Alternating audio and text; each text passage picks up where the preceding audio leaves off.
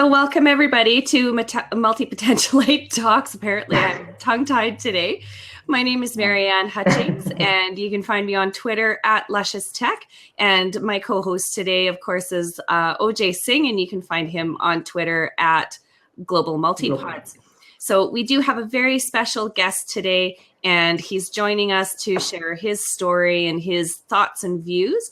And we're very excited to have him today. And I will turn it over to OJ for a quick introduction. Yeah. So I welcome our special guest, Mr. Hayk, who is author of his famous blog named Fail 9 to Fail on WordPress. Am I right? Yeah, it's actually fail not to fail, but I order not to write not to, I wrote 9 to. Nice. Okay, I was wondering. Yeah, but that's interesting.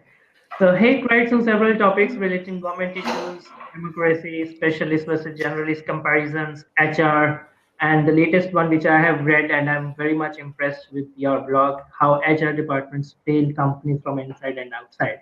And being an HR professional previously, so I can relate to it. We do. So I'll let you introduce yourself further. So I know you will have a lot of things to discuss. So over to Hayk. How are you doing today? Thanks, Marianne. Thanks, OJ. Actually, I'm not sure. Yeah, this might sound strange, but I don't know how to intro myself. In a sense, I mean, I don't really.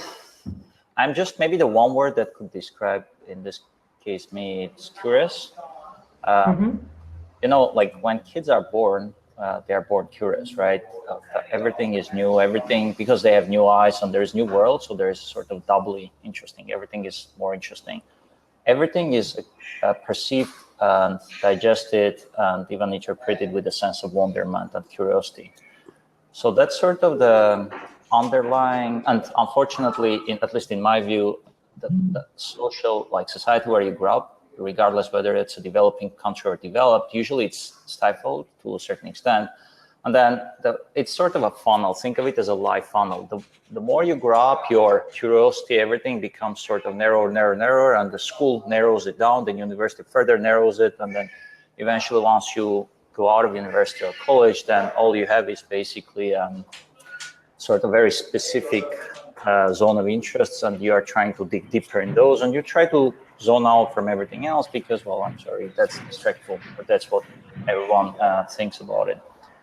So being conscious and aware of that is the first step to sort of widen up your interests as much as your, I mean, when you widen up your interests and experiences, that also affects the kind of person you are. And it's a sort of a circle, a self-reinforcing circle.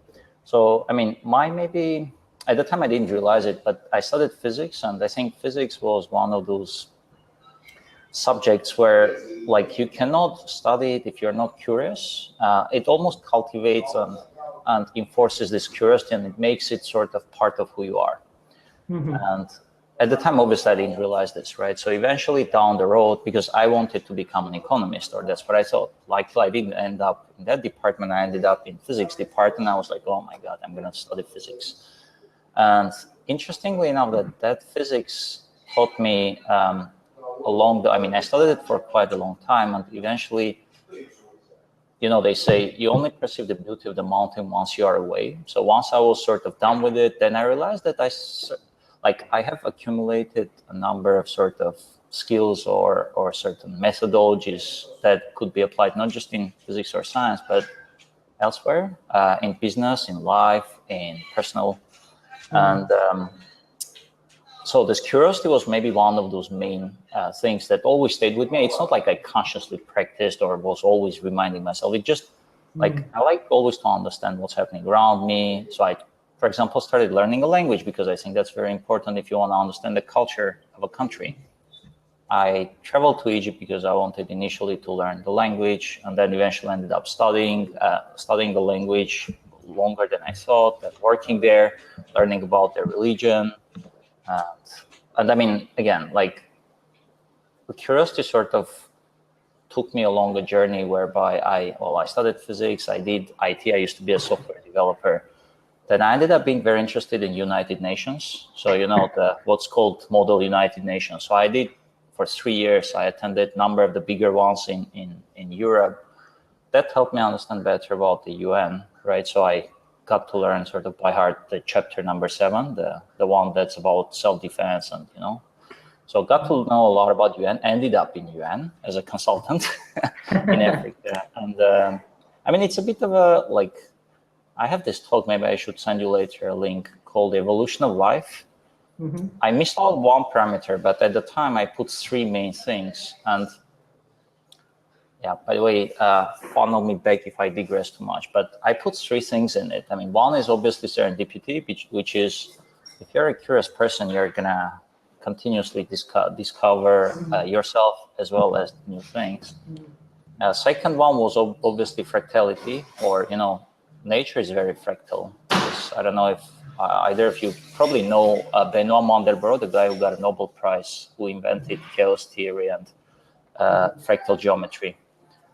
The third thing was autopoiesis. I can send you a link. But anyway, the whole point was I was trying to explain evolution in terms of these 3 main things. And so there's no mention of. Put the links in the sidebar where we've got the live chat. If you've got it handy, go ahead and type it in, or you can send it to us later. Yeah. Okay. Let me. While I'm talking, I can look for the link as well. So basically, this was this was basically how I thought about it. So curiosity is the reason I sort of started learning about different things. That be science, or that be business, or that be and that sort of journey, because I'm curious to know the culture, for example, of Egypt. So I traveled there. I ended up learning language, being part of this revolution. Then at the time I couldn't continue because they wouldn't give me any more visa after 4.5 years. So I said, well, and another thing is, if you're curious, you're not always very rational. So you don't go from place to place or choose a career path or stuff, because there is this linear progression. Something I think Arnold touched as well.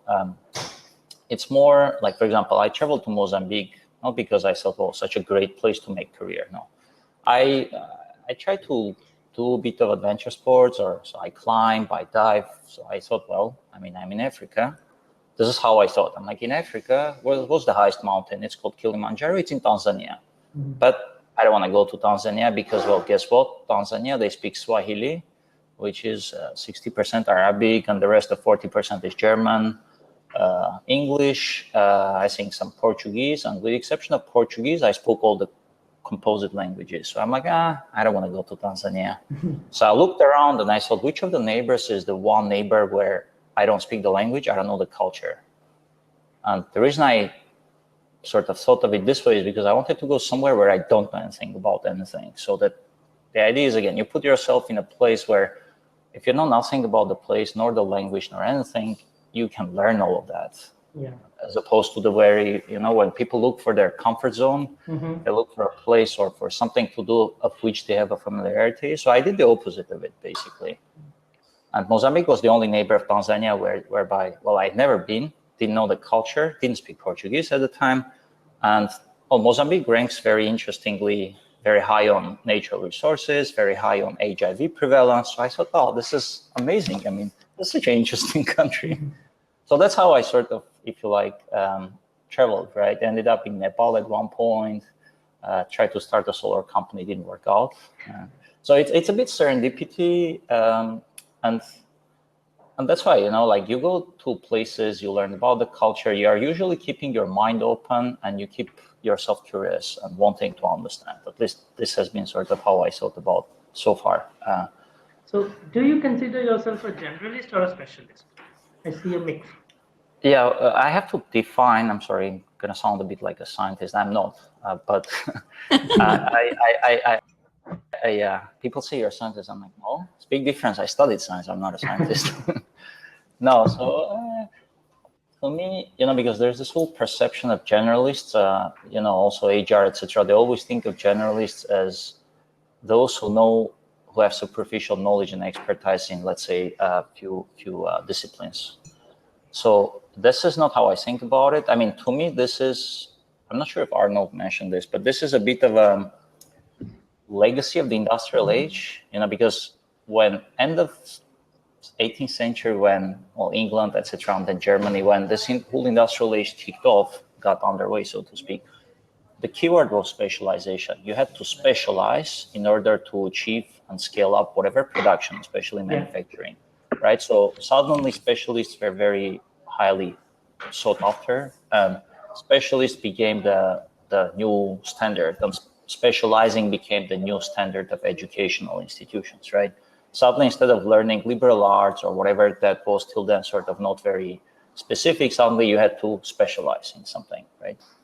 Because that's how it was perceived at the time. You could advance in your life and career.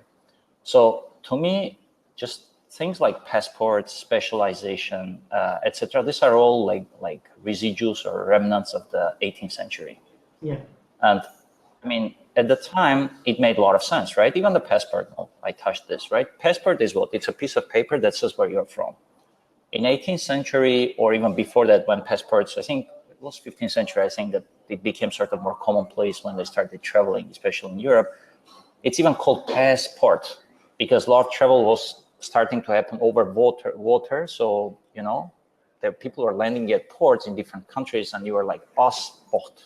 Port was like a port at the time. So, and if you had a passport that said your country, your age, and your name, that was it would describe the kind of person you are, because let's say average of that country would be something like yourself or someone else. Unfortunately, 20th century is no longer like that, right?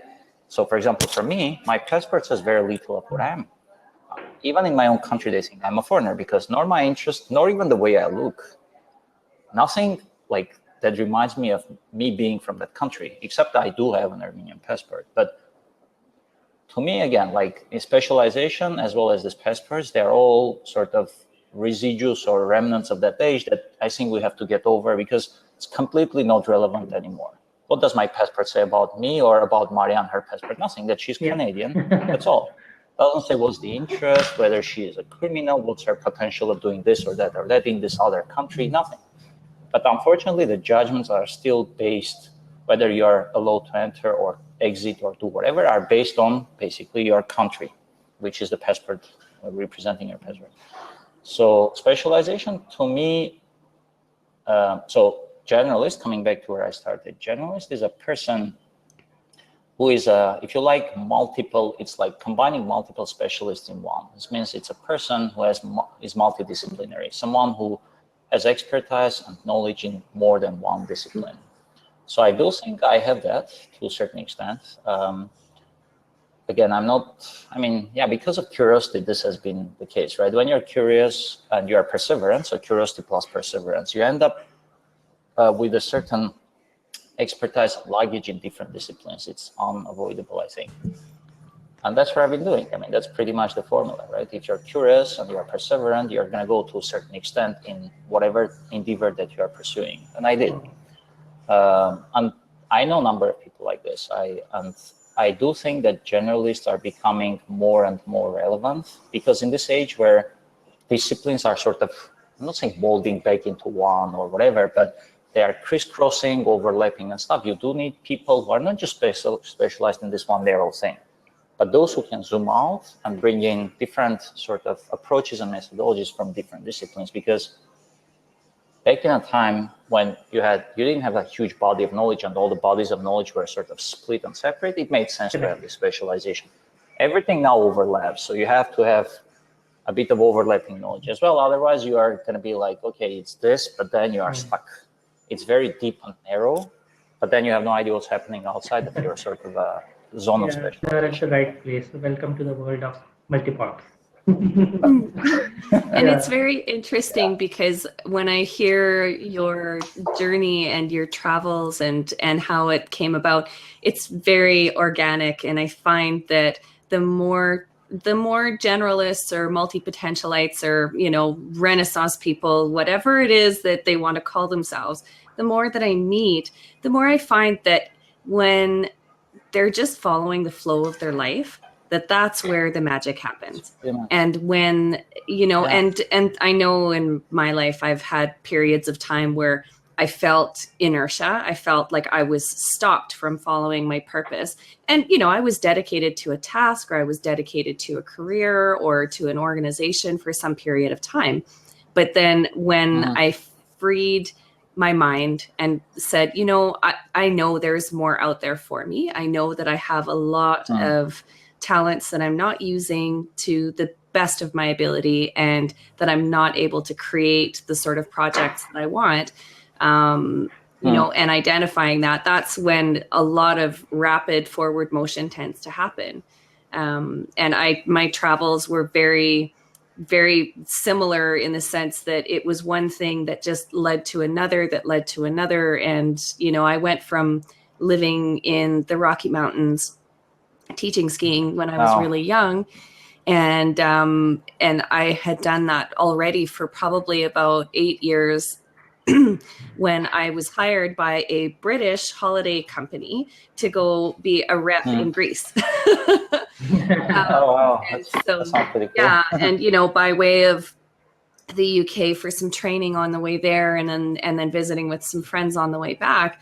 And then I came back, I was back in the mountains again, and I was left with all of these impressions and these sights and sounds and, complete immersion into a language. I was living in tiny little villages where really there were some English speaking people, but a lot of the local businesses, they didn't speak English, which I thought was awesome. Because after 6 months, I won't say I was conversational. I could read the Greek alphabet. I could sound things out so that then I could actually translate the words. And, and you learn things like, okay, so if you need to go see the chemist, like you recognize the sign immediately. And I had some Greek friends, like one of the hoteliers, his wife and I, we became great friends, but she didn't speak English and I didn't speak Greek, but we still communicated. And her husband used to sit there and watch us talk. And I'm French Canadian, so I already talk with my hands a lot. And Greeks are very expressive in that way, I think. And we still, with my very broken Greek and a couple of English words here and there, we were able to talk about our families. We were able to talk about relationships, work, all kinds of things. And it was such a remarkable process for me. But I was used to dealing with people who could maybe only speak one language or another, because I had relatives in Quebec that didn't speak any English. And I had most of my Western group of people that because I grew up in Western Canada, that didn't speak French. So I kind of always felt like I was sort of halfway in between. We're sort of this kind of hybrid subculture in Alberta, the French Canadian population here, because we don't sound like the people from Quebec. We don't sound like the people from France or Parisian French. Our accent is our own. So it's almost like saying people that live in the UK mostly speak English, but someone from Manchester does not sound the same as someone from Leeds or from Cornwall or from Liverpool or from any of those places. They all sound very uniquely. It's very much unique to their region. And that's something that is a given in the UK. And in Canada, it boggles people's minds. They're like, well, no, but you're English. I'm like, no, I'm French, but I was born and raised in Western Canada, my entire heritage. And I have friends that my daughter's friend, so this is very cool. My daughter's best friend, her mom is Italian, but grew up in Quebec. So she speaks Italian and French. Her dad is from Iran. And so the daughter is learning to speak French, English, Italian, and Farsi at home. So, and they're 8 years old. And so my daughter's already fluently bilingual. She speaks French already. And I have an intense curiosity for languages, as you do. So, over my years and places that I've lived, I've learned some Spanish and Italian and some Mandarin and tiny little bit of Cantonese, some Japanese, some Greek. Like I'm fascinated by languages, and I love the sound, and I love being able to reproduce the sound. And, and my daughter is also getting this curiosity as well, because when she was very little, even though she's part French Canadian, she actually could count to 12 in Spanish before she could speak French, because she watched Dora the Explorer. So, I can teach you Punjabi as well. Punjabi oh, sometime. I would love that. I think that Punjabi is beautiful. I mean, I Yeah. just love languages. There's some that are very harsh and very, they almost sound very like mean. There are others that I find that are very musical and lyrical. Yeah. Like Korean is another one that is absolutely, oh, it's music to my ears. I can sit and listen to people speaking Korean all day long. So Korean to me Korean is funny. Korean sounds like a more bass, low frequency version of Japanese. It's like those like boom boom. Like when you start drumming, Yes. but Japanese. Yes. That's how to me Korean sounds. Yeah, because Japanese is it's very lilting and it's very musical, and that when you get the combination of the syllables, it's like, like when you look at how skiaki is spelled, it's sukiaki, right? But you say skiaki.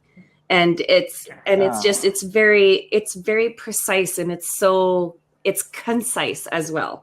So, it's just, there's no wasted sound anywhere.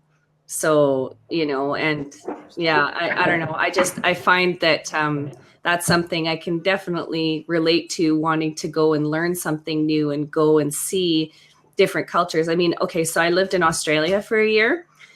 Australians and New Zealanders are probably the closest culture to North America, but there is still culture shock because there are certain things that are very, very Australian traits that just makes them such a rich and robust culture on their own. You talk to them about their cuisine and they're like, there isn't really an Australian cuisine. We kind of do a whole bunch of different things really well. And there are huge pockets of Italians and Greeks and Asians and people from all around the world. But they don't claim a cuisine as their own. However, there are other things that they do that are so incredibly uniquely Australian. And the same thing with the Kiwis. The Kiwis are incredibly proud of their tiny islands.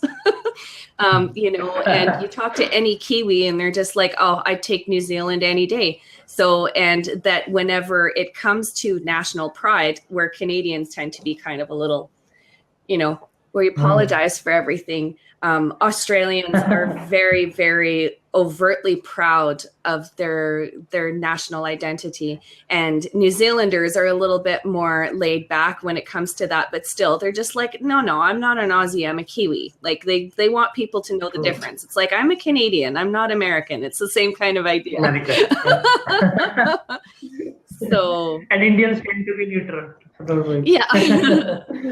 Well, and India is another, it's a country that is so full of diversity in itself, and it's a blend of beautiful heritage. And, that's another, I'm fascinated by India as well. So, yeah. Yeah. It's nice place to be. So, hey, nice place. Tell us more if there's any final thoughts or anything that you would like to tell us. I mean, we still have some time, but, as far as people that are trying to embrace being multi-potentialite or being a generalist, and we have some people that have reached out to us, they're at the beginning of their journey and they feel that they are lacking the support. So what would you say to people to help them overcome their fears of just going out and living large like you are?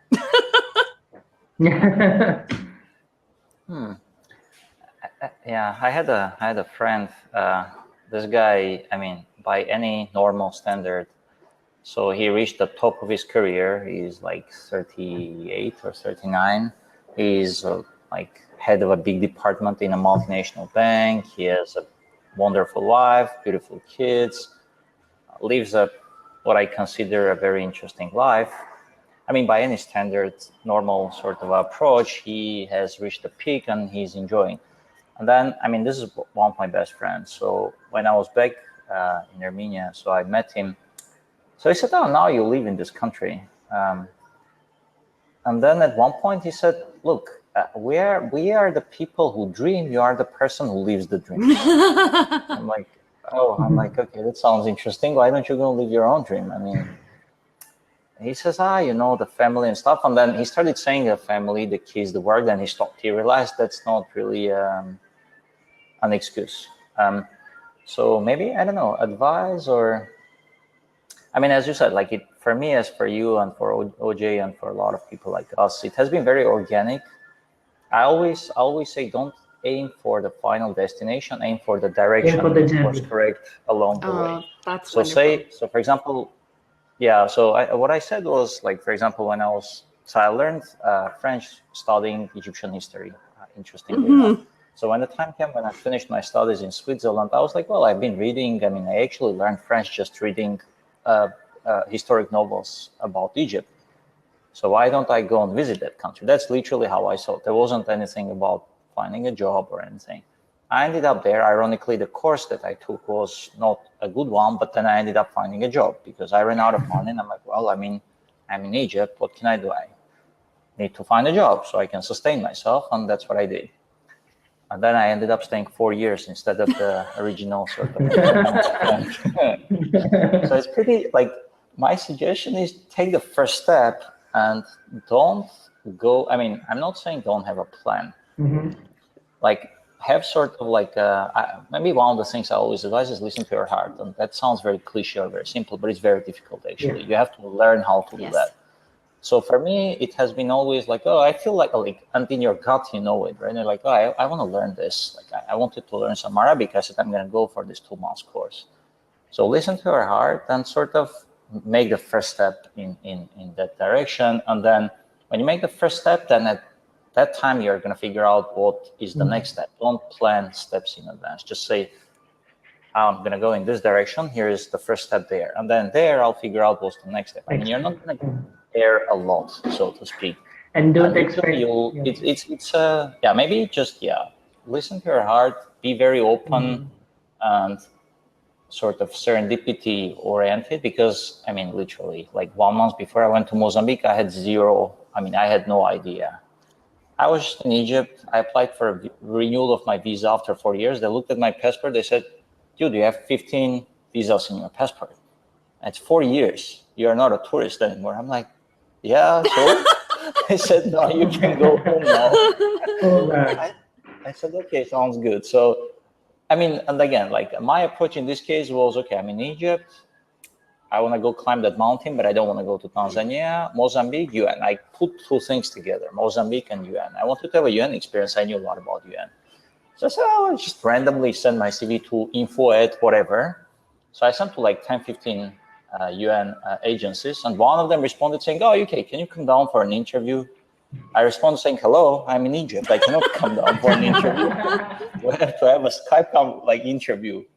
And I sent this email and I'm like, nah. This is probably, it's UN, UN is not exactly known for its technological, progress. But then I was pleasantly surprised when the lady said, oh, sure, let's have a Skype interview. I'm like, okay, that's a good sign. That's obviously an above average agency. So we had the interview and I passed. So I'm like, okay, now I'm going to Mozambique. I have at least something to do there. Yeah, you can imagine that was very tough to explain to my parents, who basically traced my journey, Switzerland to Egypt. My father is a scientist. He's like, so you went from Switzerland to Egypt because I like.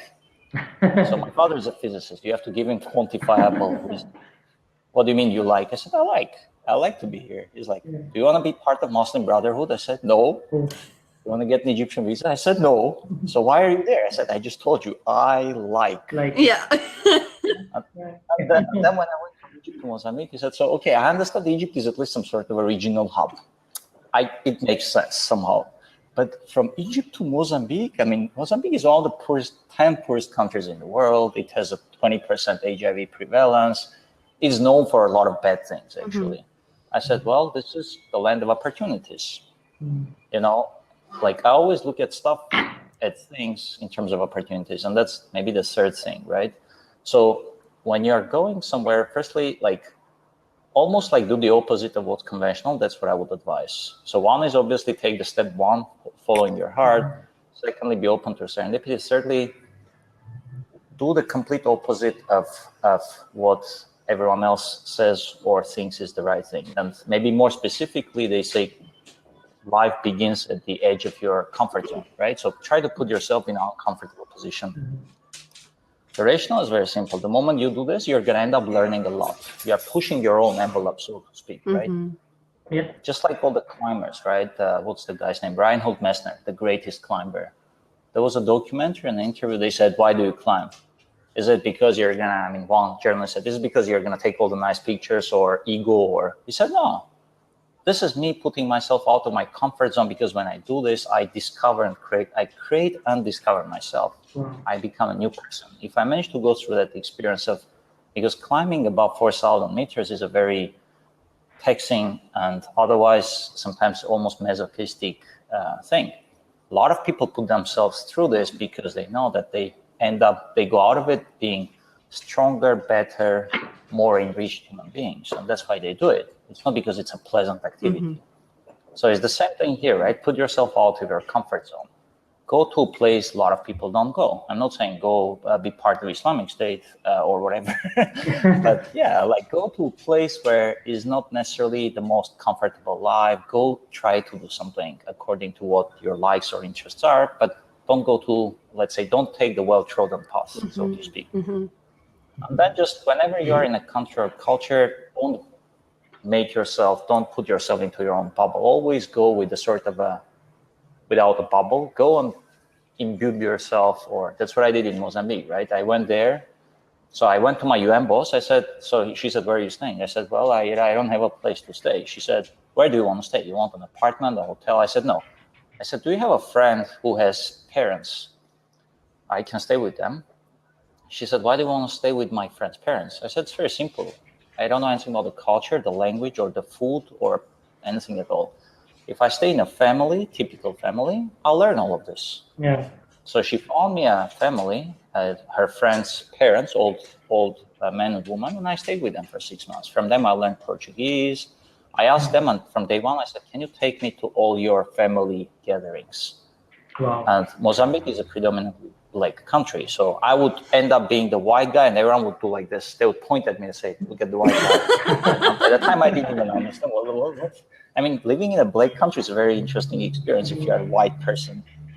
So I ended up watching Brazilian, all these telenovelas, the long series of movies that I've never imagined I would watch. And I ended up eating their food and basically I always said after I left Mozambique, I said I became very Mozambican or very African or very black.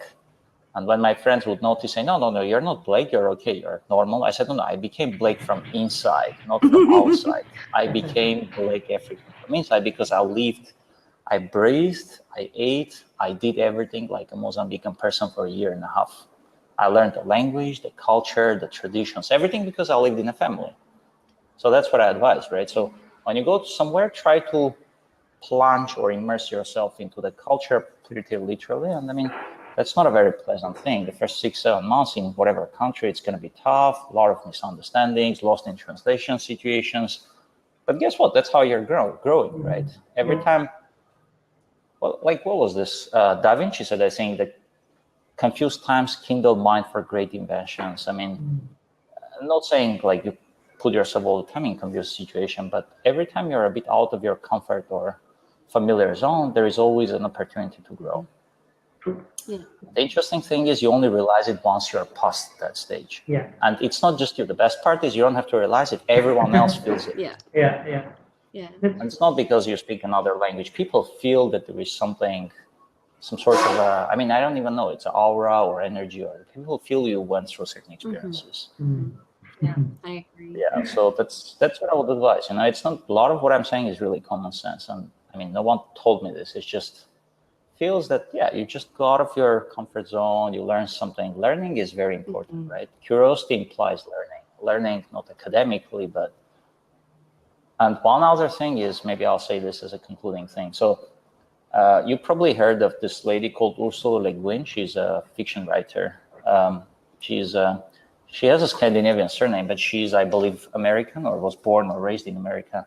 So she got a Nebula Prize for one of her books, a Booker Prize, etc. So she has this book called Left Hand of Darkness.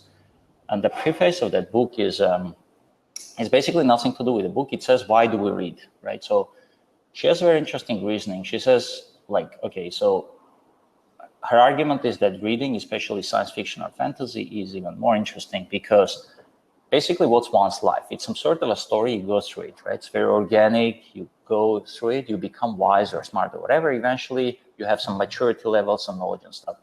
Reading books, because what's a book? In difference from, I think, a common perception, book is not some sort of a figment of imagination. Book is someone's thinking and story or life combined into some sort of a story with fictional characters, right? Yeah. The interesting thing about science fiction or fantasy is that that's not just another book, that there is a lot more of imagination in this, right? So the argument is that basically when you read a book, you basically live through in a condensed manner someone else's life. So instead of just living your one organic life, suddenly you borrow and you get enriched that much more by all these other lives, right? Especially, I'm not talking about the book when you read and you're always an external party. A lot of books you read and you're in it, you're in the flow with this book, right? So, and then when you go out of it, it's just almost you relive the whole thing, right? So her argument is you should read books because it's almost like you live parallel lives, except it's your life, but it's enriched and condensed into this book format. So reading is very important, and science fiction and fantasy is what I would also recommend people read because there's a lot more of imagination that you can borrow from this. And yeah, I remember I was a seminar recently, and actually while I was studying, and one of the VPs of Swisscom, Swiss Telecom, he said it was a big talk about leadership and stuff. At the end, he recommended 2 books. He said, read Hermann Hesse's Siddhartha, Siddhartha Buddha's, fictionalized sort of a story. He said, because fiction is what's gonna not only sort of cultivate your imagination, but it's also gonna, I sort of paraphrased Ursula Le Guin, said it's gonna enrich your life. It's not just something, he said, basically you read fiction, it's like eating food. Yeah, you eat it and food becomes part of you. Fiction is the same thing. You digest it, but you cannot pinpoint, you say, here's the food or here's the fiction, except it becomes part of who you are, defining part of who you are. And obviously the better the fiction or the food, the more it affects you somehow.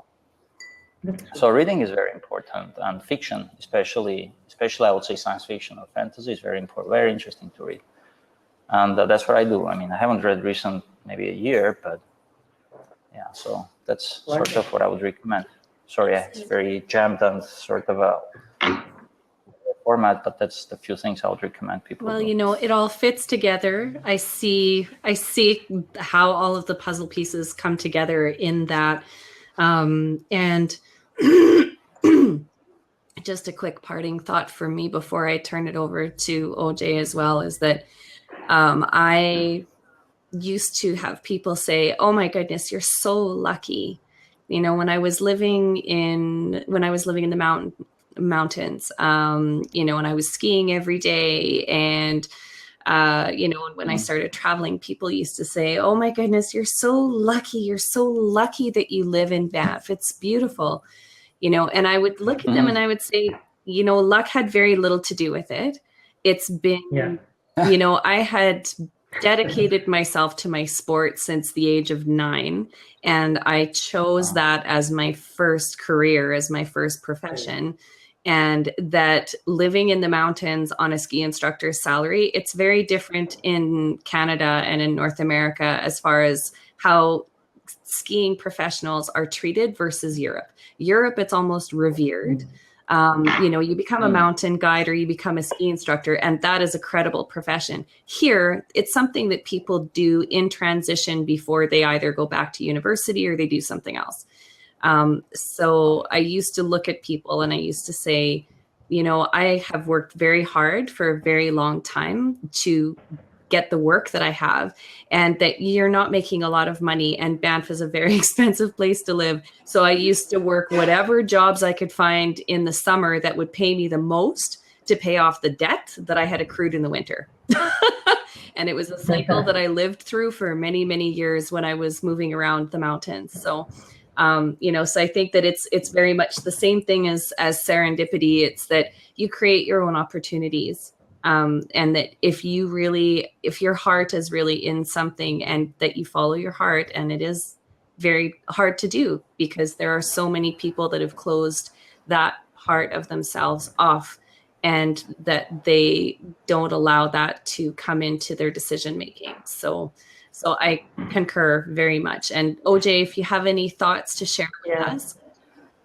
No, we had I think, great session today, and your talk about curiosity and a person who is fearless, that will stay in my mind, of course. Whoever watches this video, I'm sure will get a lot of inspiration from you for the life which is totally uncertain yet beautiful in your own ways. And then how you lead it, I'm sure you will be loving it. People who follow you, I'm sure they will be very happy to. So, great thoughts from you, Hayk, and your Marianne, as usual. So see you next time. All right.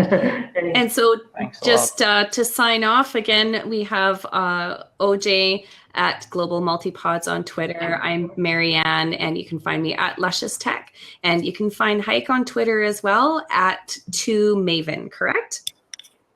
Yeah, perfect. All right. Well, thank you everyone for joining us, and we'll see you again soon.